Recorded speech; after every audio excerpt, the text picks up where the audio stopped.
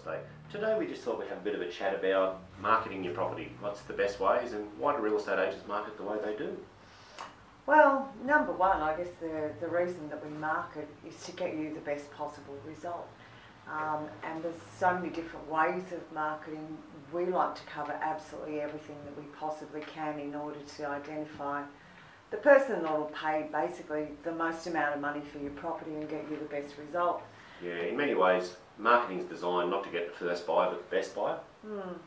It's great to say that I've got the buyer for your property sometimes, and you might get somebody through the house, or an agent might get somebody through the house quickly, but that's not to say they're going to be the best buyer, and the idea of marketing is to bring in the best buyer. Yeah, there's basically 4 different types of buyers. There's the passive buyer, that's not necessarily, that's somebody who's not necessarily sort of really active in the marketplace, but they're either, considering or they've got a heartbeat basically.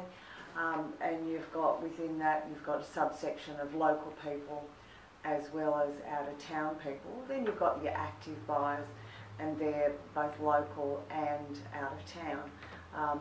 The active buyers are usually sort of the desktop buyers. They're looking at absolutely everything that comes out on all your websites, and they're generally going to be the ones who are, sort of the property experts as far as pricing goes.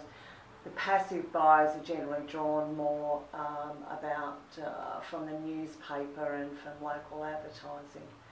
Do you want to elaborate a bit on that? No. Okay.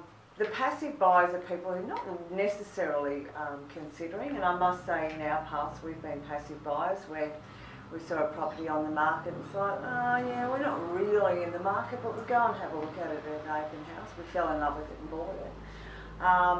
But your local passive buyers are drawn to the newspapers, so they might see something in there and go, wow, I've always really liked that house. And there's an open house there today, or let's arrange an inspection. They go, they fall in love with it, and they pay the best possible price.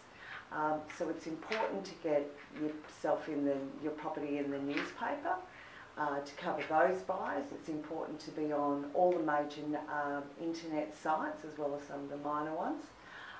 It's important that you cover the neighbourhood too, because sometimes people have got a family member or a friend living in the neighbourhood where they've sort of said, look, if something comes up, let me know, I really like this neighbourhood.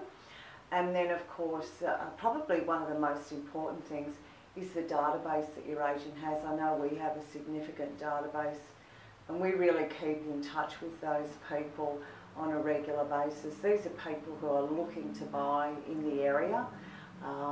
We sort of qualify them in different ways as to where and when they're ready to go.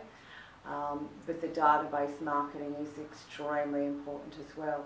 It's important that your agent covers every possible area of marketing to find that one perfect buyer, really. Yeah, when you go on the market, it is important. I mean, it's your biggest asset that you're selling when you're selling property, and the agent should be well aware of that. And like we said at the start, the idea is to get the best buyer, and the person is prepared to pay the most amount of money. The advertising is designed to get the person in, or the marketing is designed to get the person in. That's when the agent has to do their magic, I suppose, is once they get in, and that's actually, do all the sales, sell the neighbourhood, sell the street, then ultimately sell the house to the person. Because people are buying lifestyle, people aren't just buying bricks and mortar, and what the agent has to then do is actually, involve the person emotionally with the property.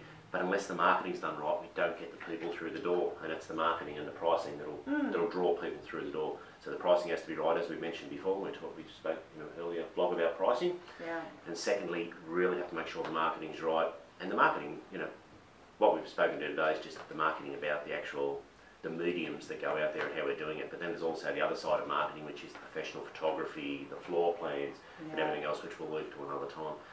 But basically, you need to be in the newspaper because you need those local passive buyers, as Kerry was talking to, and then you need the internet out there. So you need to get the majority of people who are actually active buyers out in the market at any one time are regularly checking those. The emails get sent out all the time. Some people prefer, the two biggest of course, realestate.com and domain.com. Some people prefer either, but if they're genuine buyers, chances are they're going to be looking at both. And there's a lot of other third-party portals as well. The neighbourhood thing isn't to be dismissed, and the old-fashioned signboard's not to be dismissed. People still drive around neighbourhoods that they like and they'll look at the signboard and they'll ring the agent. And then the last one is, as Kerry said, it's probably in a lot of ways it's the most important, is the local data, or the database of people looking to buy in that area, which a good local agent should have because they're regularly dealing with potential buyers in that area. Yeah, and updating it. So I think that's a bit of a recap. Yep. Okay, once again, have a great day. Anything else to add? No, nothing I can think of. No, so if you've got any other questions, give the team a call on real estate, 6658 60 42. Have a great day.